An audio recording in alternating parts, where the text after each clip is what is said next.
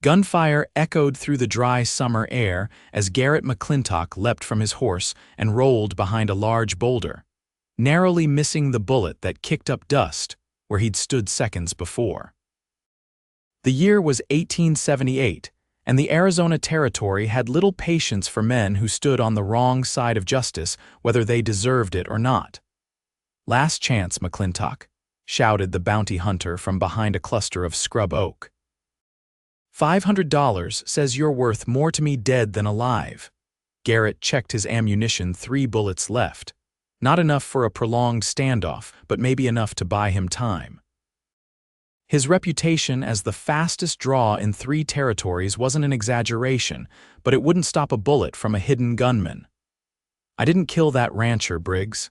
It was a setup," Garrett called back, his voice carrying across the ravine. "Tell it to the judge if you make it that far." Garrett had spent the last 3 years running from a crime he didn't commit. At 32, he'd seen more death than most men twice his age. The killing had started during the war, continued through his brief stint as a lawman, and followed him like a shadow ever since someone framed him for murder.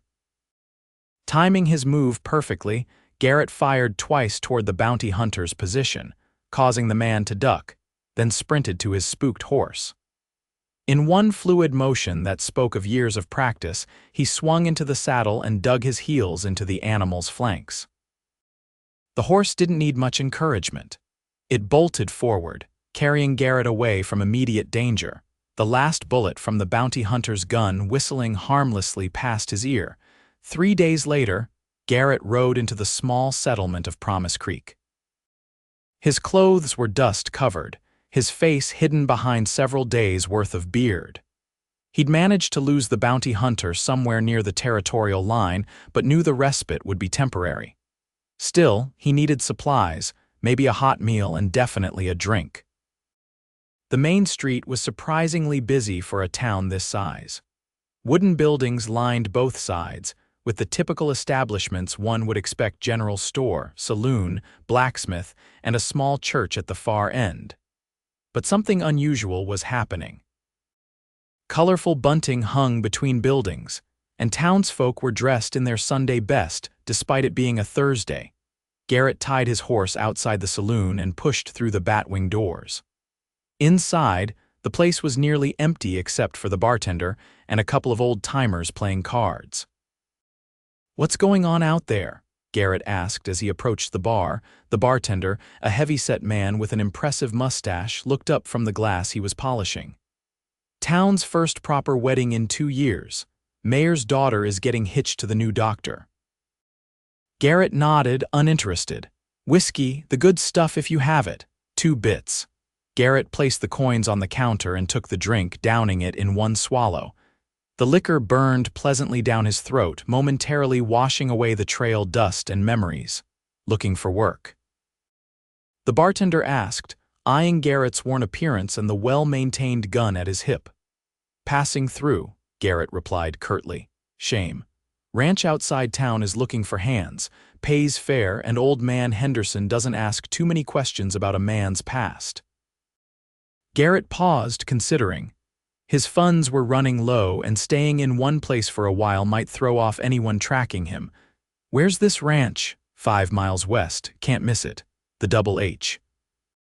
That evening, Garrett found himself sitting across from James Henderson, a weathered rancher in his 60s with a firm handshake and clear eyes that missed nothing. "Don't much care where you've been, son," Henderson said after their brief interview. "Care about where you're going and how you handle yourself while you're here. Can you ride, handle cattle, use that gun if necessary but know when not to?" "Yes to all 3, Garrett answered honestly. "Good enough for me. Bunkhouse is out back. We start at dawn." Life at the Double H settled into a rhythm that almost felt normal to Garrett. The work was hard but honest, mending fences, driving cattle, breaking horses. The other hands were a mix of young bucks looking to prove themselves and older men who'd found their place in the world. None asked about Garrett's past, and he volunteered nothing. 2 months passed quickly. Garrett kept to himself mostly, though he'd join the occasional poker game in the bunkhouse. He declined all invitations to town, especially when there was mention of social gatherings.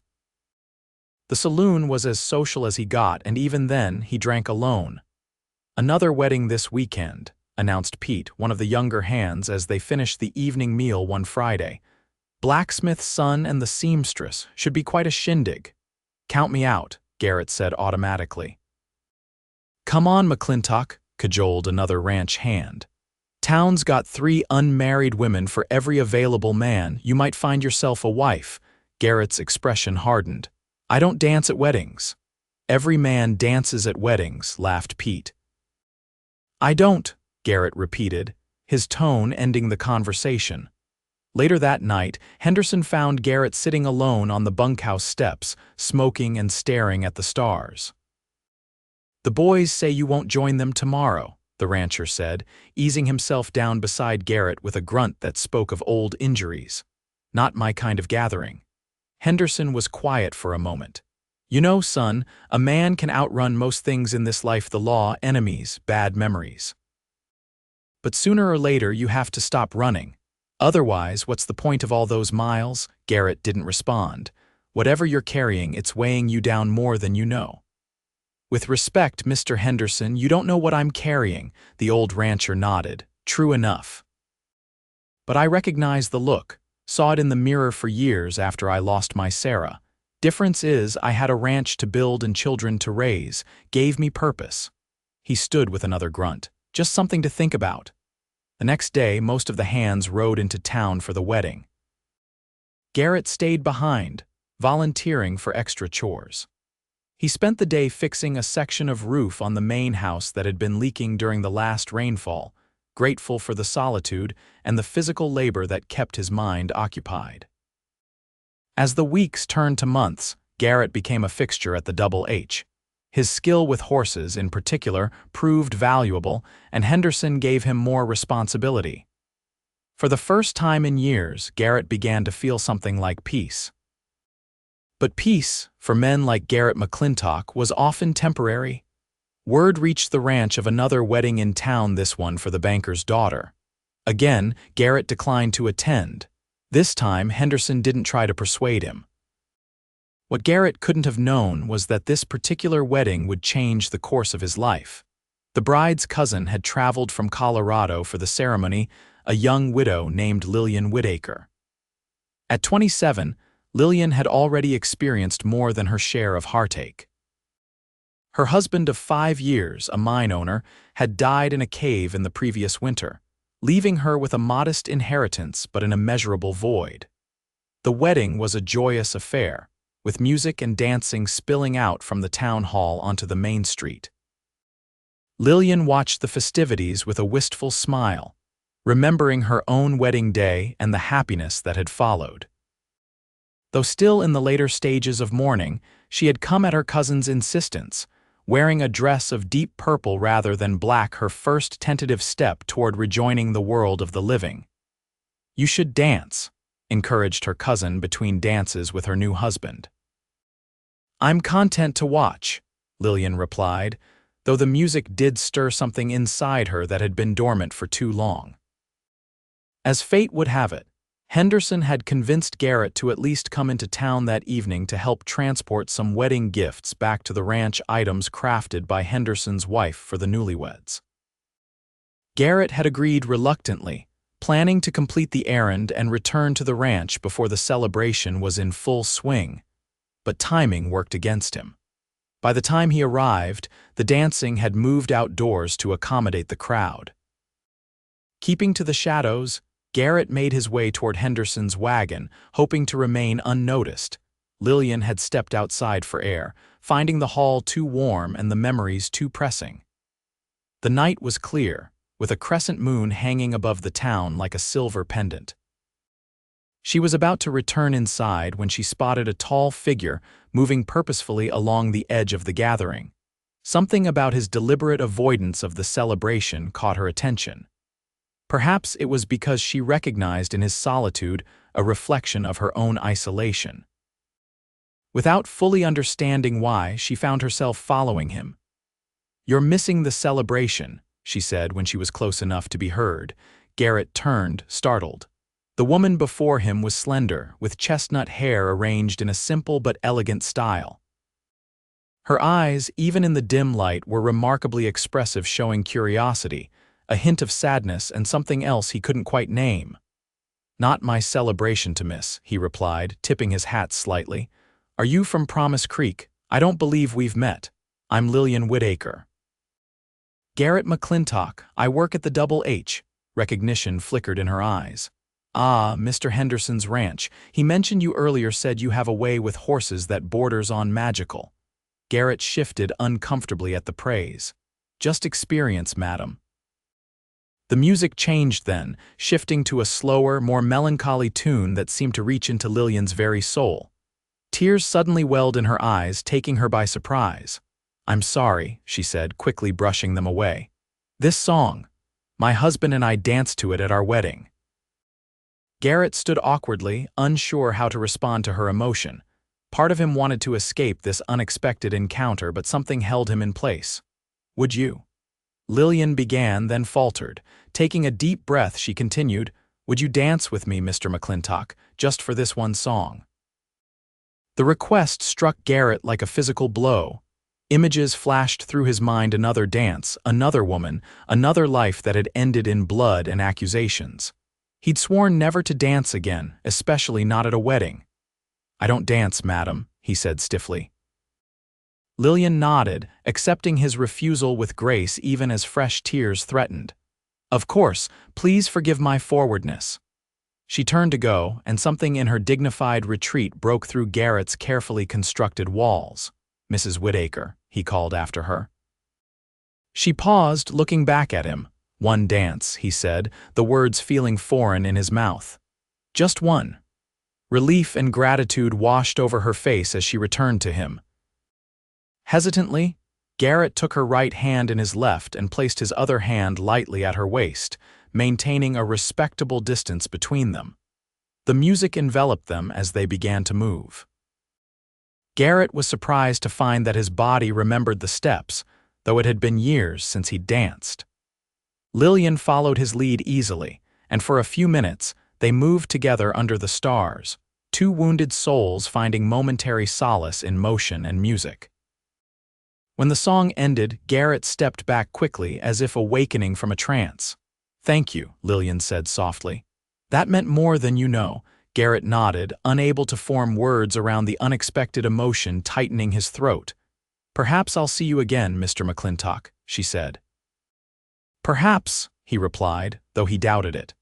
Women like Lillian Whitaker, educated, refined, from good families, didn't associate with men who had prices on their heads. But fate had other ideas. 2 days later, Garrett was in town picking up supplies when he encountered Lillian outside the general store. She was struggling with several large packages, and without thinking, he moved to assist her. "Allow me, Mrs. Whitaker," he said, taking the parcels from her arms. "Mr. McClintock," she said, her surprise evident but not unwelcoming. "Thank you. These are heavier than I anticipated. Where would you like them taken?" "I'm staying with my cousin, the banker's house, just down the street." They walked in companionable silence for a moment before Lillian spoke again. "I'm in your debt twice now, sir. First the dance, now this." "No debt, madam, just common courtesy." "Nevertheless, I insist you let me repay you, perhaps dinner. I'm told I make an excellent beef stew." Garrett hesitated. The smart thing would be to politely decline and maintain his distance, but something about Lillian Whitaker made him want to be foolish. "I wouldn't want to impose," he said finally. "It's not an imposition if it's an invitation," she countered with a small smile that reached her eyes. And so, against his better judgment, Garrett found himself agreeing to dinner the following evening. The banker's home was one of the finest in Promise Creek, a 2-story clapboard structure with a wide porch and glass windows. Garrett felt decidedly out of place as he approached the front door, having taken unusual care with his appearance. He'd trimmed his beard, borrowed a clean shirt from Henderson, and even polished his boots. Lillian herself answered his knock, wearing a simple but becoming blue dress that complemented her fair complexion. "Mr. McClintock, welcome, please come in." The interior of the house was as impressive as its exterior, furnished with pieces that must have been shipped at great expense from back east. But Lillian led him to the kitchen rather than the formal dining room, which he found oddly comforting. "My cousin and her husband are attending a business dinner," she explained, "so we have the house to ourselves. I hope you don't mind the informality of eating in the kitchen." "Not at all," Garrett assured her, relieved to avoid the scrutiny of Lillian's relatives. The meal was indeed excellent, rich beef stew with fresh baked bread and apple pie for dessert. Their conversation flowed more easily than Garrett would have expected, covering books they'd read, places they'd seen, and the everyday happenings of Promise Creek. Garrett was careful to avoid details of his past, focusing instead on his work at the ranch and observations about the territory. "You're quite different from what I expected, Mr. McClintock," Lillian remarked as they finished their coffee. "How so, Mr.?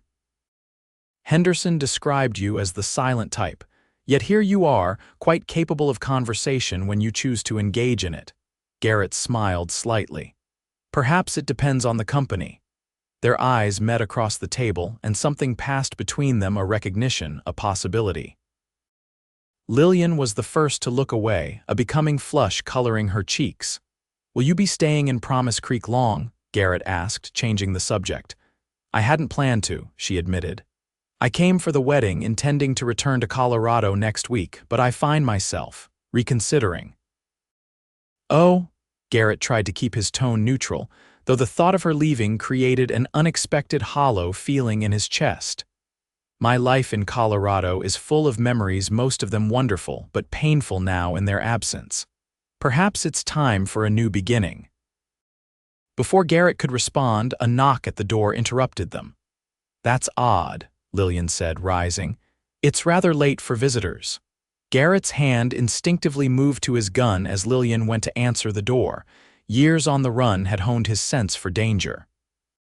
He heard a man's voice, then Lillian's response, too low to make out the words. When she returned to the kitchen, her expression was troubled. "Is everything all right?" Garrett asked. That was Sheriff Davis. "There's been an incident at the livery stable, a man asking questions about ranch hands in the area, specifically one matching your description." Garrett's blood ran cold. "I should go." "Wait," Lillian said, placing a hand on his arm. "The sheriff doesn't suspect you of anything. He just thought it unusual and wanted to alert Mr. Henderson. When the liveryman mentioned seeing you in town today, the sheriff thought to warn you directly." "Did he describe this man?" Tall, with a scar along his jaw, claimed to be looking for his brother, Briggs. The bounty hunter had found him. "I need to leave," Garrett said, standing abruptly. "Thank you for dinner, Mrs. Whitaker." "Lillian," she corrected, her eyes searching his face. "What aren't you telling me, Garrett?" The use of his given name stopped him. "It's better you don't know." "I'm not a child to be protected from harsh truths," she said firmly. "If you're in trouble, perhaps I can help." Garrett laughed bitterly. "Unless you can erase a murder charge or convince a bounty hunter to ignore a $500 reward, I doubt that." Lillian paled slightly but stood her ground. "Are you guilty of this murder?" "No," Garrett said without hesitation. "But that hardly matters when there's money to be made by bringing me in dead or alive." "It matters to me," she replied quietly. Garrett studied her face, looking for fear or judgment, but finding only concern and something that might have been affection. "I was a deputy in a small town in Texas," he began, the words coming slowly at first, then faster as he unburdened himself of the story he'd carried alone for 3 years. "The local cattle baron's son was drunk, causing trouble. I tried to defuse the situation, but he drew on me. I wounded him, nothing serious, but enough to wound his pride more. 2 weeks later, the banker was found dead, shot with a bullet that matched my gun. My gun that had gone missing the day before." "You were framed," Lillian said. "Yes, but the cattle baron owned the town, including the judge. I ran rather than hang for a crime I didn't commit, been running ever since." Lillian was quiet for a long moment. "What will you do now?" "What I always do. Move on, find another place, another temporary life. Alone, the question hung in the air between them, laden with meaning.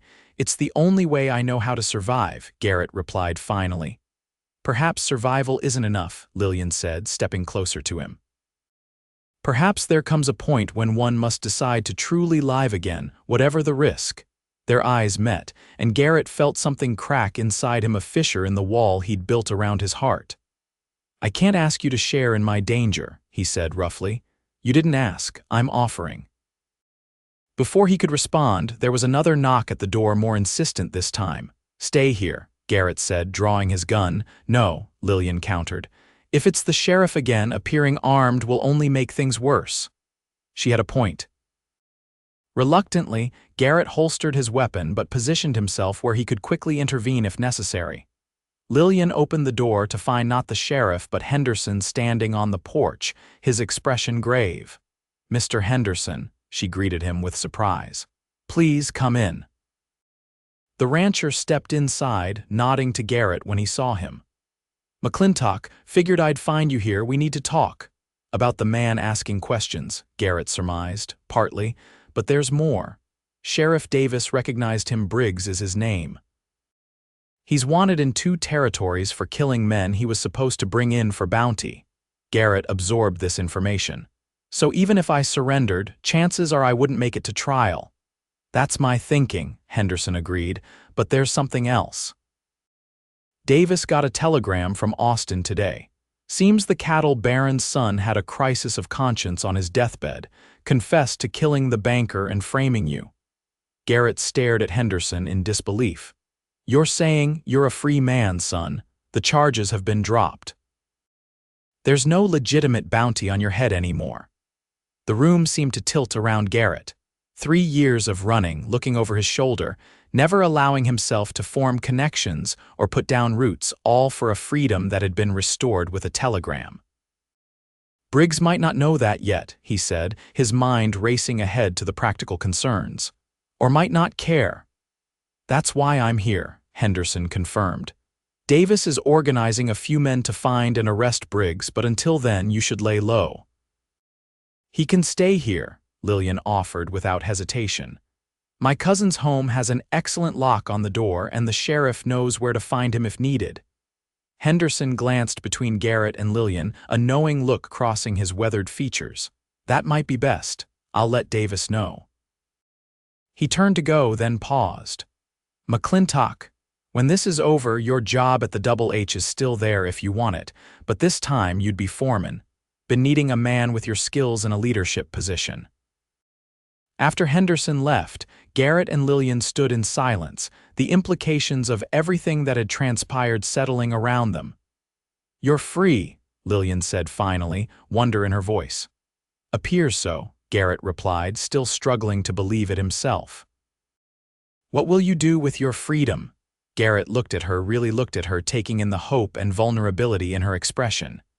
In that moment, he saw not just the present but a possible future unfurling before him. I'm not sure, he said honestly.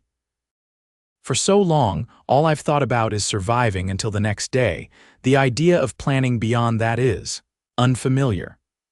Lillian stepped closer, close enough that he could smell the light floral scent of her perfume. Perhaps you need someone to help you remember how to think about the future. Are you volunteering? He asked, his voice low. Perhaps I am. The tension between them was palpable, years of loneliness and grief giving way to the possibility of something new, something hopeful. Garrett reached out slowly, giving her time to step back if she wished, and gently touched her cheek. When she leaned into his touch, he felt something within him, something he'd thought long dead, stirring back to life. I don't know what I can offer you, he said. I have no home, no fortune. I've had those things, Lillian interrupted softly. What I haven't had, not since Charles died, is someone who makes me feel alive again, someone who understands loss but doesn't let it define them. Is that how you see me? Garrett asked, genuinely curious. Because most days, I think loss has defined me completely. No, she shook her head. A man defined solely by loss wouldn't have danced with a tearful widow just because she asked. He wouldn't have helped carry her packages or come to dinner or trusted her with his story. Her insight struck him deeply. Perhaps she was right. Perhaps in all his running he hadn't fully surrendered to the darkness that had chased him. The moment was interrupted by distant shouting. They moved to the window and saw torches moving down the main street. The sheriff and his deputies, Garrett guessed, searching for Briggs. "It seems we have some time to wait," Lillian observed. "Yes," Garrett agreed. "Time to talk about Colorado, about Texas, about what comes next." And talk they did, through the night and into the early hours of the morning. They shared stories of their pasts, Lillian's happy childhood in St. Louis, her marriage to Charles, the devastating loss when the mine collapsed, Garrett's upbringing on a small farm in Texas, his time in the war, his brief career upholding the law before becoming a fugitive from it. Dawn was breaking when Sheriff Davis returned with news that Briggs had been apprehended trying to leave town. The danger had passed. "What will you do now?" Lillian asked as they stood on the porch, watching the sunrise paint the sky in hues of pink and gold. Garrett took her hand, an action that felt both foreign and right. "I'm thinking of accepting Henderson's offer, becoming foreman at the Double H." "That sounds like a fine plan," she said, squeezing his fingers. "Promise Creek seems like a good place to build a life." "It does," he agreed.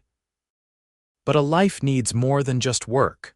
Lillian looked up at him, a question in her eyes. "I've been alone a long time," Garrett continued. "Thought that was the only way to be, but these past few days with you have shown me what I've been missing. I know it's fast, maybe too fast, but when you've wasted as much time as I have, you learn to recognize something worth holding on to." "What are you saying, Garrett?" "I'm saying I'd like to court you properly, Lillian Whitaker, if you'll have me." Her smile was like the sunrise, gradual, then brilliant. "I'd like that very much." 6 months later, Promise Creek witnessed another wedding. This time it was Garrett McClintock, the new foreman of the Double H, taking Lillian Whitaker as his bride. The entire town turned out for the celebration, curious to see the formerly reclusive cowboy who now couldn't stop smiling. When the music started, Garrett led Lillian onto the dance floor without hesitation. As they moved together, far closer than they had during that first dance under the stars, Lillian whispered, "I thought you didn't dance at weddings." Garrett pulled her closer still, his heart fuller than he'd ever thought possible. "I made an exception once for a widow with tears in her eyes. Seems only fitting I'd make another exception for my wife." "An exception that became the rule," Lillian observed. "The best kind," Garrett agreed, bending to kiss her as the music played on and their new life together began in earnest. In the years that followed, Garrett and Lillian built a life rich with love and purpose. They eventually purchased land adjacent to the Double H, establishing their own small ranch where they raised horses and, in time, 3 children who grew up hearing the story of how their father, who had once refused to dance at weddings, had made an exception for their mother, a decision that had changed everything. And at every wedding they attended thereafter, and there were many in the growing town of Promise Creek, Garrett McClintock was always the first to lead his wife onto the dance floor, a tradition that reminded them both of how their journey together had begun, with one dance, one chance taken, and 2 hearts that recognized in each other the possibility of healing, of home, of love that outlasts all sorrows.